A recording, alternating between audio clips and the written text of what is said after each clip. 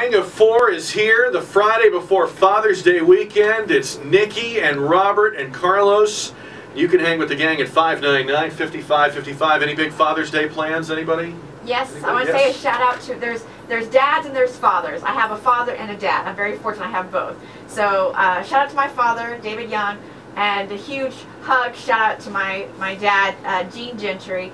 And he has been a father to me before. My mom and him were married, my stepdad, and he always takes care of me, and he does great things. I'm going to take in a Big Lou's Pizza. Have you been there? Look at that, yes. We're going to have big old Big Lou's Pizza. Nice. Yeah, and man versus food. We're going to have our own little father-daughter competition. That's dad food. That's dad food. That's right. Any place that has brunch is not dad food. And that's dad food. And I helped him clean out the garage. Very nice. I know, I'm a good daughter. Look at you, Robert.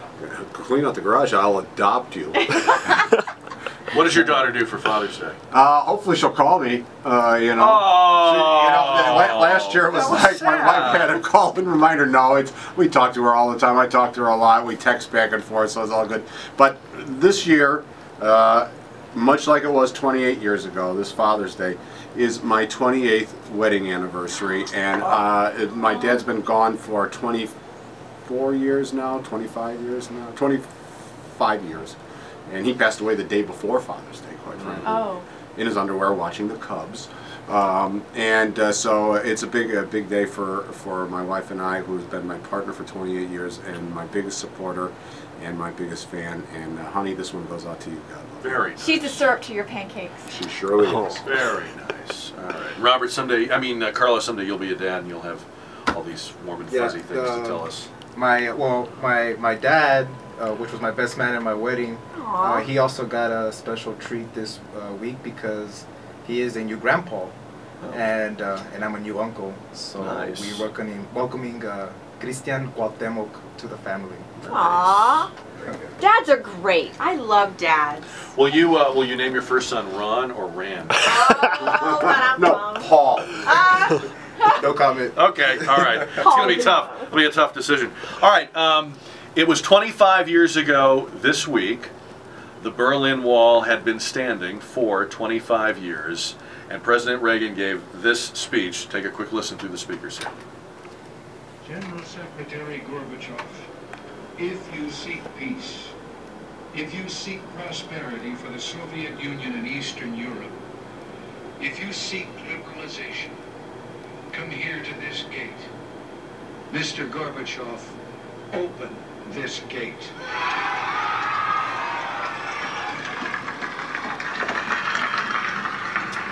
Mr. Gorbachev, tear down this wall.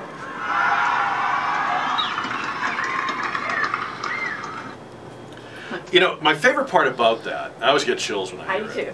But my favorite part about that is that we find out years later that all the know-it-alls, all the intellectuals around President Reagan, Howard Baker and top advisors, don't say it.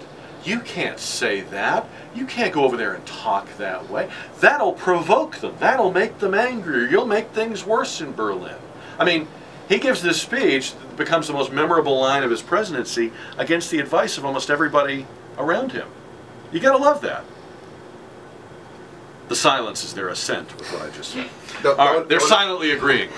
The only thing that I know of the Cold War is just like Rocky IV, you know, so I don't... Thank you, Carlos. Thanks for making us all feel Oh, wow, really? I remember Rocky. Thank you for making us feel old. Wow. You know, it's interesting. Because I needed somebody too. I wasn't feeling old enough without your help. It was interesting. My first trip to Germany was in 1990, which was, you know, just a couple of years after that. And Sheila's grandmother and grandfather lived in Munich, and you know, the West Germans at the time were very, very opposed to a lot of the integration because after it started, it really came out just an absolute cesspool East Germany had become. I mean, their industries were just decimated and crumbling. Their infrastructure was non-existent. The pollution from years and years and years of, you know, that just wasn't anything they dealt with. The cost to Germany itself was just incredible. It's an agonizing thing. You look what's going to happen if Korea ever unifies. Yeah. Yeah. But let's also remember that if Germany had not reunified, they wouldn't be able to bail out the rest of Europe today. So there you go. That's right. This was an interesting story to me. We talked a little bit about it during the week, not a big news story, but in Los Angeles, a student at a predominantly black high school won a scholarship from the Martin Luther King Senior Citizens Club. It was a $1,000 scholarship. He competed for it on the basis of academic merit. His name is Jeffrey Warren. He had a 4.25 GPA. Wow. And then they found out he's white. And the scholarship write-up is African American students are encouraged to apply. Didn't bar white applicants, and he won it fair and square. However, there was such a hubbub about this that he and his dad decided to return the scholarship. To me, that's a very noble and dignified thing to do, but it would have been even more noble and dignified if the club had refused to take the money back. Yeah. Exactly. Why didn't they say, you know what, here you go. Why are things named after Martin Luther King almost never cognizant of Martin Luther King's message?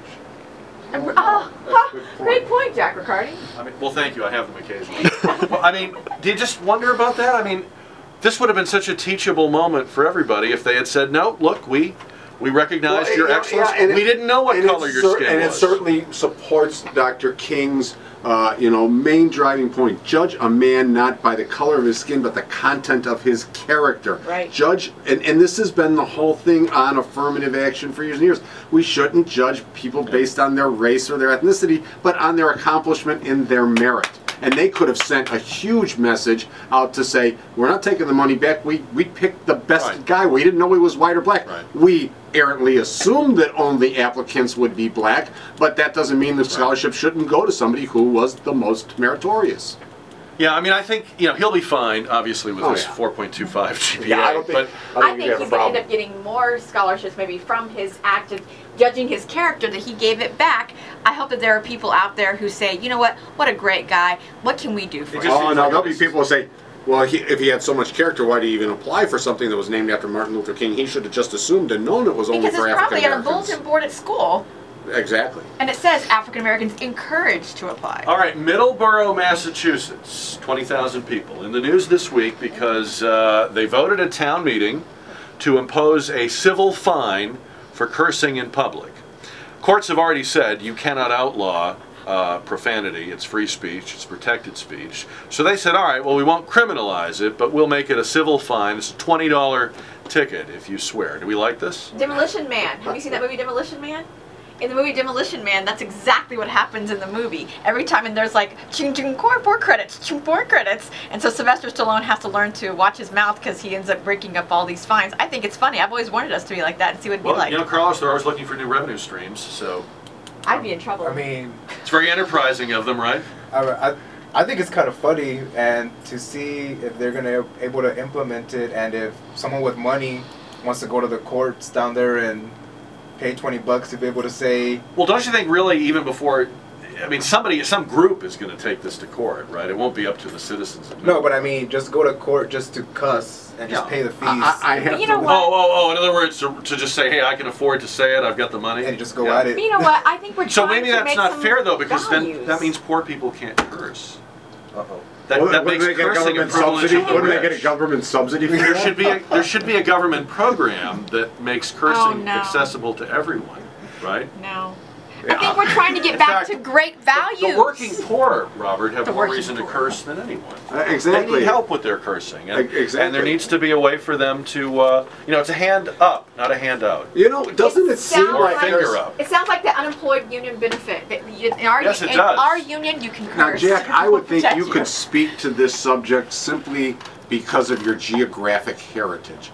But it seems to me that over the course of the last year or two, there's more goofy stuff coming out of the northeast quadrant of the United States. Yes. I mean, the can't lay down on the sidewalk thing, the no cursing thing. And of course, now we know about you can't only get a 16-ounce soda in New York City, soon followed by milkshakes, popcorn, and the size of a hamburger. So what's going on up there, man? I'm looking to you as the authority. Well, let's remember, that's where the Puritans landed, right? That's true. And they have, They're part of. But that's where they in our modern appropriated political spectrum, a Puritan would not necessarily be, say, a progressive. But look, people even people who move there. Look at this Elizabeth Warren. I mean, she goes up there. She's a carpetbagger. But you become part of that. You get infected with it. So, are you saying that it could possibly be in the water? Oh, I think it's in the blood. Forget the water. I mean, it's a we know better, we're smarter, we're thinner, we're more enlightened, whatever it is, we're going to save you from You've yourself. ascended. What I think is interesting, to digress a little bit, is when people in a place like San Antonio fall for it and get in line. In other words, why do we have, as we do this week, a city councilman trying to go after predatory lenders or ban plastic bags? That's the kind of thinking I would expect up there, because people actually seem to like it up there. It makes me wonder when I see that stuff here locally, is like, okay, who moved here from Austin?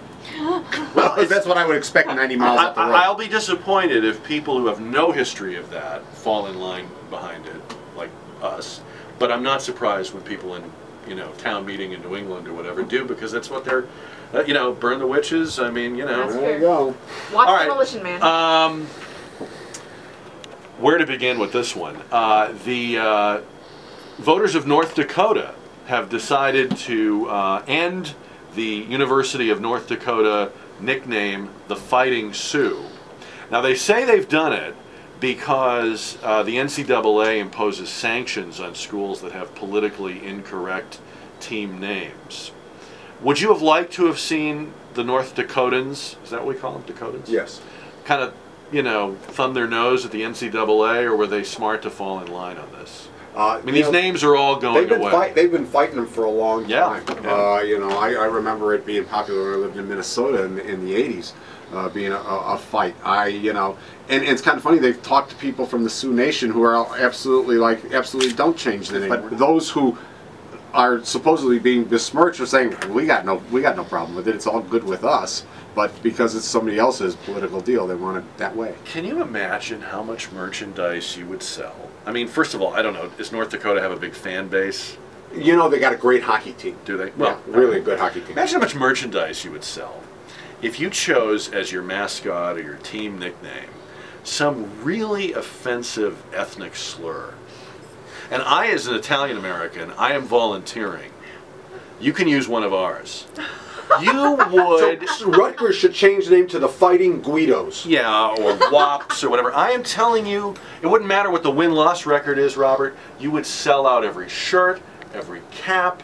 I mean, this is money to be made. This is money sitting on the table. You think? Absolutely. Oh, I bet you can't get a piece of North Dakota University of North Dakota Fighting Sioux merchandise. There's not a piece there, Now, but Fighting Irish is okay. I'm an Irishman. I've been in very few fights in my life, but I'm not somehow offended. Yeah, when are they coming for that nickname, right? Yeah, exactly. It's only a matter of time. Well, I mean, they made Marquette University drop the Warriors. Yeah. Which they had been for years, and I mean, really? I'm a mule. You think we'll ever have to change that? Alma Heights Mules? Well, because that somehow puts them as second-class citizens to horses. Horses. That's right. British Prime Minister David Cameron admitted this week that a couple of months ago, the rumors are true, a couple of months ago, he and his family left behind his 8-year-old daughter at a country pub where they had all gone out for Sunday lunch. In the commotion of leaving, and they were in 2 different limos, he thought the little girl was with his wife, and the wife thought the little girl was with him. Left behind their 8-year-old daughter. I mean, does this happen? Do people do this? Have you ever forgotten your daughter somewhere? Never once. Yeah. I mean, What? Rick Perry had his oops moment. Yeah. That was his oops moment. Yeah. I don't know. I mean, I'm loath to judge something like this because I can never imagine doing this. But then again, I'm sure the people who do it can never imagine having done it either. Right? But I mean, there were times over the years where my wife and I were with our daughter someplace, and maybe we did go in separate cars, but it was always like, okay, she's going with you or she's coming with me. I mean, it was always decided before we even went out the door. I'm glad we have a one limousine policy in my family. First of all, as an 8-year-old, it's not like you're standing around going, what do I do? At 8 years old, you know better. She had gone to the bathroom. Oh. And they didn't know she hadn't come back yet. Oh. And you know how it is when they get in the bathroom. It's an English pub. How big can the place and be? the paper towels. Things hanging, yeah. Anyway, look, very happy Father's Day to all of you Yes. and your fathers, or if you are a father, as Robert is. As are you, my friend. And have a wonderful weekend. And thank you. We've said a lot here. I think we've solved nothing, but we've said a lot, and we appreciate your coming in on Gang of Four. I'm going to be next week at the Rose Theater. Doing? I'm going to host a movie magic camp for kids ages 7 to 14. So Still openings for that? There's still openings. How do people get in on that? They can call 210-360-0004 or go to therosetheaterco.com. And so come be a part, learn how to make films, commercials. Cool. And for your kids to do. And they get to be at Great Day SA, so it's a lot of fun for the whole week. We'll put a link up, right, Taylor? Thanks. On our page for that. Robert, 2 locations, Magnolia, Two locations, Pancake, and I just want to say this, folks. There's still only one phone number, 496-0828. We've embraced technology. We've got the menu options, Look at but it's you. not that. So if you're looking for the phone number for the new store on Hebner Road, it's still the same number, 496-0828. And it's Hebner Road, just west of Fredericksburg. Just west of Fredericksburg. All right. And Carlos, anything to plug? It's a No, tough act to follow. No, I'm okay. I'm just. He'll be working on sponsorships. He's with just us. chilling. He's got nothing to plug. One Thank more you. thing. Go to nikkiyoung.biz. I need more fans on my Facebook page. You do not either. You know how I am with my You Twitter. are out of and control I as am. it is. We're going to have an intervention with you. All right, it's 11:42 on 550 KTSA.